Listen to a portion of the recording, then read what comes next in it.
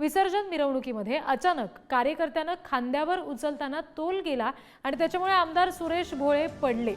बाप्पाच्या विसर्जनाची भव्य मिरवणूक जळगाव शहरातून काढण्यात आली होती आणि तेव्हा मिरवणुकीत मंत्री गिरीश महाजन यांच्यासह जळगाव शहराचे आमदार सुरेश भोळे यांनी सुद्धा लेझिम खेळत ढोल ताशाच्या गजरात नृत्य केल्याचं पाहायला मिळालं।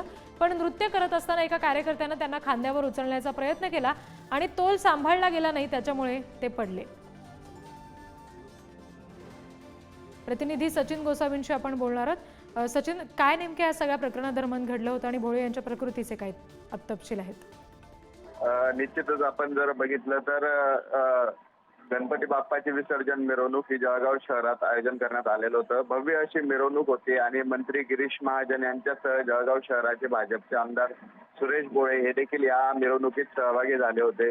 आपण बघितलं तर ढोल ताशाच्या गजरावर मंडळ हे जल्लोष सुरू होता। भाविक देखील बाप्पाच्या विसर्जन मिरवणुकीत सहभागी झाले होते आणि त्यावेळी मंत्री गिरीश महाजन आणि आमदार सुरेश भोळे दोघे लेझिम ढोल ताशाच्या गजरात लेझिम खेळत होते आणि सुरेश भोळे लेझिम खेळत असताना अचानक कार्यकर्त्यांनी त्यांना खांद्यावर उचलण्याचा प्रयत्न केला, मात्र तोल न सांभाळला गेल्यामुळे ते जोरात खाली पडल्याचं आपल्याला पाहायला मिळालेलं आहे।